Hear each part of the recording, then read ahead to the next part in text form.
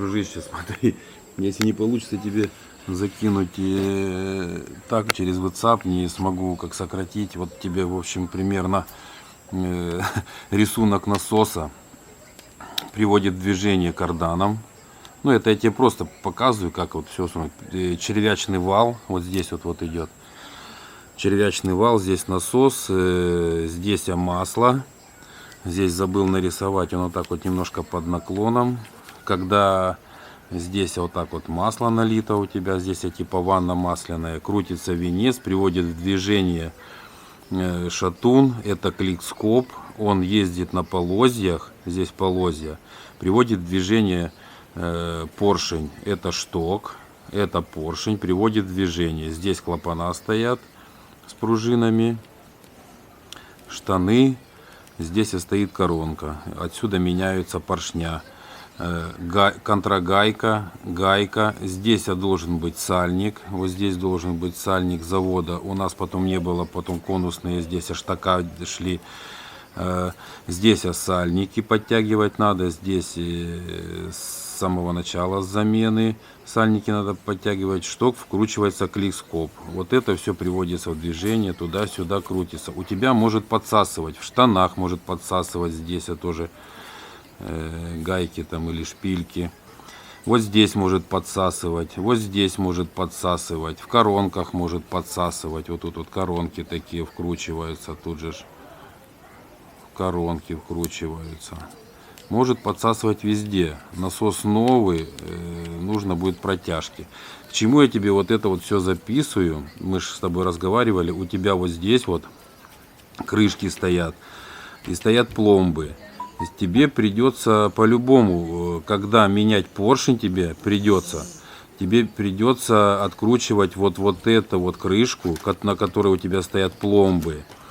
И расконтрагаивать вот этот вот шток, дружище, хоть как крути. Меняется поршень. Сынок, подожди. Меняется поршень. Сначала откручивается вот эта контрагайка. Там завода может быть стоять типа, как ее там, шайбы такой контрагаечной, ну тут заклепанной. Потом мы это убираем. Откручивается вот здесь контрагайка, вставляется ключ, с ним идет, и выкручивается сначала шток. Ослабляются вот здесь сальники, потом полностью они выкручиваются. Перед тем, как начать вытаскивать вот этот поршень вместе со штоком, ослабляются вот здесь сальники ослабляются, вытаскивается, ну, можно не вытаскивать, просто ослабить, чтобы они не телепали. Расконтрагаивается вот здесь вот гайка, и начинается крутиться вот этот поршень. Вместе со штоком ты его должен выкрутить полностью и вытащить вот сюда. Должна быть приблуда или в боксе, или на мерниках мы там варили. Ну, можно, в общем, где-то можно приспособить, расконтрагаить гайки вот эти, выбить шток. Мы делали в основном, ну, часто делали, или как, вот так деревяшка, и били, вот так вот, били по деревяшке, и если ты не делал цементажи, не был связан с растворами, у тебя он должен быть легко выйти. Били, короче, по деревяшке, чтобы не загубить резьбу, и поршень вылетал. Здесь ухо у тебя вот это. Перед тем, как ты будешь делать вот это все, откручиваешь, менять поршень, откручиваешь, и ухо потихоньку можно простучать, аккуратно не сломай, и ломом немножечко пробуй прокрутить, вытащить. Здесь стоит там сальник такой, ласточкиным хвостом он стоит сюда, вот так вот стоит сюда, ласточкиным хвостом. При обратном засовывании нужно применить будет там то ли отверточку, то ли что. Ну, это вот потом руку набиваешь. Вот. К чему тебе веду? Механики тебе говорят не откручивать, здесь не срывать пломбу. Ну, это если вот пока не сточится поршень вот этот вот. В принципе, можно поменять поршень, не откручивая вот этого всего, попробовать Здесь открутить коронку, что-нибудь там вставить, или болт, или что, ну, потихонечку, аккуратно сорвать механическим путем, приводя в движение вот этот вот венец, вот это все, чтобы поршень пошел назад. Поршень ходит назад, вперед.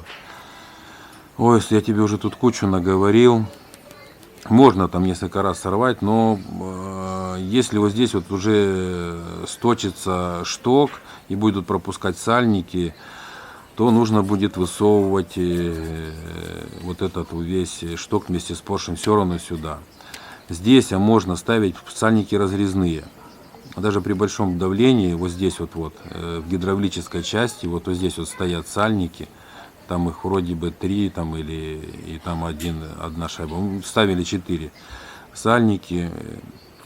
Можно ставить разрезные после того, как здесь все сотрется там, или ну, все придет в негодность. Но вообще сильно не затягивая. Вот немножечко, если подкапывать начинает, чуть-чуть подтянул, и начинаешь дальше работать.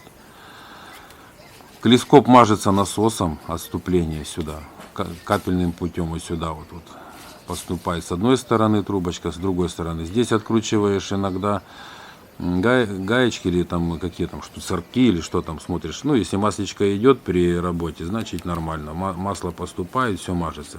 Ты ж не можешь посмотреть. Ну и в принципе никто никогда не смотрит.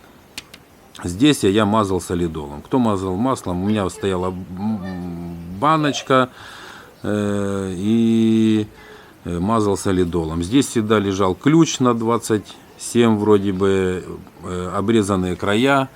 Ключ брали ключ брали. Вот эти вот края мы обрезали для того, чтобы подтягивать вот эти, по чуть-чуть подтягивать вот эти гаечки, чтобы не бежали сальники. Вообще ходит нормально, смотря с каким раствором ты будешь работать. Ну и если есть вопросы, дружище, еще раз спрашивай. Еще раз тебе говорю, может быть откручен поршень, может быть откручена контрагайка. Вот здесь вот, где ты мажешь, вот здесь вот пальцами, 2 пальцами брал, вот так брал и пробовал. Если что-то из механической части откручено, удары происходят вот здесь, вот по этому штоку. Ты их слышишь, эти удары.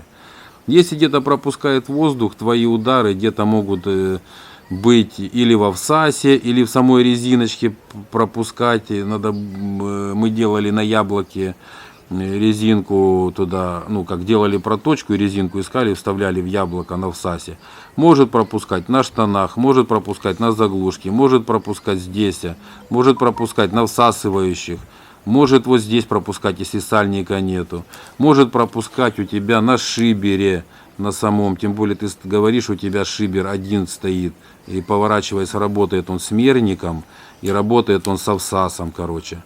Может пропускать везде. Нужно проходить полностью, делать протяжку. Машина новая, советская, не импортная. И по-любому нужно заниматься, будет протянуть вот эти все механические части. Посмотреть, что-то может сидеть под клапаном. Может быть под клапаном, в основном подсасывающим. И все клапана.